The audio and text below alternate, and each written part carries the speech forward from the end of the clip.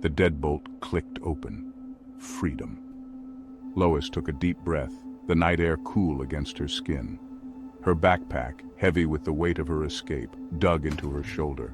For the first time in what felt like an eternity, I allowed myself a sliver of hope. I had escaped. She found refuge at her friend Emma's apartment, a safe haven, or so she thought. One evening, Emma was gone. Her phone went straight to voicemail. A knot of dread began to tighten in my stomach. Emma had betrayed her. Emma's words pierced Lois's heart like shards of ice. I'm sorry, Lois. I can't do this anymore. I can't protect you. Each word was a blow, shattering the fragile piece she had painstakingly pieced together. I wouldn't be broken, not again. I would survive. I had to... With a heavy heart and a renewed sense of determination, Lois packed her meager belongings. She had to disappear. She found a cheap, nondescript apartment building in a quiet corner of the city. A place to start over. The apartment was small, cramped even, but it was hers. It was a place she could finally call her own, a sanctuary from the chaos of the outside world. The walls, painted a dull beige, still held the faint scent of stale cigarettes and forgotten lives. The furniture was old, mismatched and worn, but it had character, a history that she was now a part of. My neighbors, an elderly couple, seemed harmless enough. They had lived in the building for decades, their lives intertwined with its very fabric. The woman, Mrs. Peterson, was a kindly soul, her face etched with a lifetime of smiles and worries. She always had a warm greeting and a plate of cookies ready for anyone who visited. But Mr. Peterson, though, was a different story. He was stern, with a demeanor that could chill the warmest of rooms.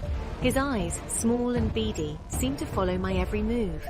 It was as if he was always watching, always judging. His smiles never quite reached his eyes. They were more of a formality, a mask he wore to hide his true feelings. I tried to shake off the unease that crept up my spine whenever he was near. It was a feeling I couldn't quite explain, but it was there, gnawing at the edges of my consciousness. And then there was Andrew. He was an enigma, a puzzle that I couldn't quite piece together. He lived across the hall, a man of indeterminate age with a mop of unkempt brown hair and eyes that seemed to hold a strange, unsettling intensity. His presence was magnetic, yet repelling at the same time. He was always lurking, it seemed, his presence felt rather than seen. It was as if he was a shadow, always there but never fully in the light. Lois would catch glimpses of him in the hallway, his gaze lingering a beat too long, a tight, unnerving smile playing on his lips. It was a smile that sent shivers down her spine, a reminder that not all was as it seemed in her new home. Days bled into weeks, each one a delicate balancing act between rebuilding her life and battling the ever-present fear of being found. The city, once a symbol of anonymity, now felt like a cage. It was the little things at first. Things easily dismissed, explained away. The scent of Andrew's cologne, lingering in the hallway long after he was gone. The soft thud of footsteps outside my door in the dead of night. The feeling of his eyes on me, even through the solid barrier of my apartment walls. I tried to convince myself I was imagining things. But deep down, a cold, hard knot of fear twisted in my gut. Then came the incidents. Lois would find her laundry, neatly folded and stacked, outside her door. Andrew was weaving a web, and she was caught in its silken threads. The air was thick with the threat of a coming storm, mirroring the turmoil raging inside Lois. I've had this unsettling feeling of being watched for weeks, but today it's different. Sharper, more intense. She returned to her apartment late one afternoon, her nerves stretched taut. As she stepped inside, she noticed something out of place. A plain white envelope. It wasn't here before. Heart pounding, Lois picked it up, her fingers trembling. Inside were several photographs. The last photo sent a chill down her spine. Andrew. Panic seized Lois. She was trapped, caught in a nightmare of her own making. She had to get out, had to escape before Andrew returned. Just as she was about to flee, a blood-curdling scream pierced the night. Emma! The sound, filled with terror and pain, came from somewhere inside the building. Andrew had taken her. Lois didn't hesitate. She found Andrew in his apartment, his back to her as he dragged a struggling Emma further into the dimly lit room. Let her go! Lois screamed, her voice raw with fury. The police arrived soon after. The events of that night left an indelible mark on Lois's psyche. Even with Andrew behind bars, the fear lingered, a constant shadow that followed her everywhere she went. Memories not of Andrew, but of a past even more terrifying. Memories of my childhood home, a place where darkness lurked in every corner. She had always been different, even as a child. She saw things that others didn't, felt things that defied explanation. Whispers of the past lingered in its shadows, unseen presences that sent shivers down my spine. I would wake in the night to the sound of footsteps in the hallway, the feeling of cold air on my skin, though my window was always firmly shut. Her parents, loving but pragmatic, dismissed her fears as an overactive imagination, but Lois knew better. There were recurring nightmares, vivid and terrifying, that left her gasping for air in the cold sweat of her sheets. Each night the dreams grew more intense, more real, as if they were trying to break through the barrier of sleep and into her waking life. The air would grow heavy, thick with a palpable sense of dread. It felt as though the very atmosphere was pressing down on me, suffocating me with its weight. Shadows danced at the edge of my vision, twisting and contorting into grotesque shapes. They seemed almost alive, moving with a sinister purpose, as if they were trying to reach out and touch me. And then there were the eyes. Two glowing orbs, burning with an unearthly yellow light, would appear in the darkness, watching her, following her every move. They were always there, lurking in the shadows, waiting for the right moment to strike. Sometimes I would catch fleeting glimpses of the creature to which those eyes belonged. It was always just out of reach, just beyond the edge of my vision. A hulking, amorphous thing, shrouded in darkness, its form shifting and changing like smoke in the wind. It was a creature of nightmares, a being of pure terror. The eyes were always accompanied by an overwhelming feeling of dread, a bone-deep terror that left her paralyzed and helpless.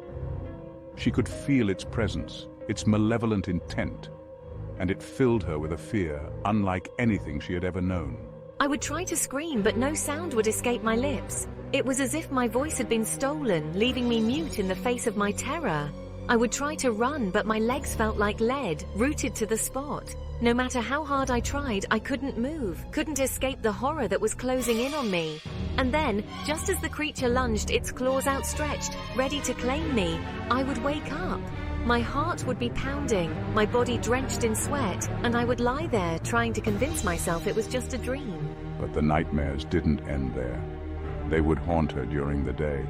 The memory of those yellow eyes and the feeling of dread lingering in the back of her mind. A constant reminder that the terror was never truly gone. The line between reality and nightmare blurred, as if the two worlds were merging into one indistinguishable realm. The yellow eyes that haunted her dreams began to appear in her waking hours, peering at her from the shadows, from the reflection in a window, from the depths of a darkened mirror. They were always there, lurking, waiting, and watching her every move. The feeling of being watched, of being hunted, intensified until it was a constant gnawing presence in my life. It was as if the very air around me was thick with unseen eyes, always observing, never relenting. I couldn't escape the feeling that the darkness that had haunted my childhood was seeping into my present, that the evil I had tried so desperately to outrun had finally caught up with me. Every shadow seemed to hold a threat, every whisper carried a warning. Was it the trauma of her past resurfacing, twisting her perception of reality? Or was her mind playing tricks on her, distorting the world around her into a nightmarish landscape? Or was there something more, something sinister and unexplainable at play? Could it be that the nightmares were not just figments of her imagination, but manifestations of a deeper, darker truth? There was another recurring figure from my nightmares, one that filled me with a different kind of terror. It was a presence that seemed to embody pure malevolence, a figure that haunted the darkest corners of my mind. It wasn't a monster or a creature, but something far more insidious, a clown. Its painted face and exaggerated features were a grotesque parody of joy, hiding a sinister intent beneath the surface. Its face, white and painted with an exaggerated, grotesque smile, was a mask that hid a profound emptiness. Behind that mask was a void, a darkness that seemed to reach out and consume everything in its path, leaving only fear and despair in its wake. Lois sought solace in therapy, trying to rationalize the irrational, to find a logical explanation for the horrors that plagued her mind. But even as I listened to the therapist's explanations, a part of me couldn't shake the feeling that there was more to it than that. The fear was too real, the nightmares too vivid, the feeling of being watched too persistent to be dismissed as mere figments of my imagination. Years have passed since the ordeal with Andrew. Years filled with therapy, medication, and the constant struggle to reclaim her life. But I have learned to live with them. I have learned to face my fears, to find strength in the face of adversity. I know deep down that the darkness will always be a part of me. But I also know that I am not defined by my past, by the trauma I have endured. I am a survivor, I am strong, and I will not let the shadows win.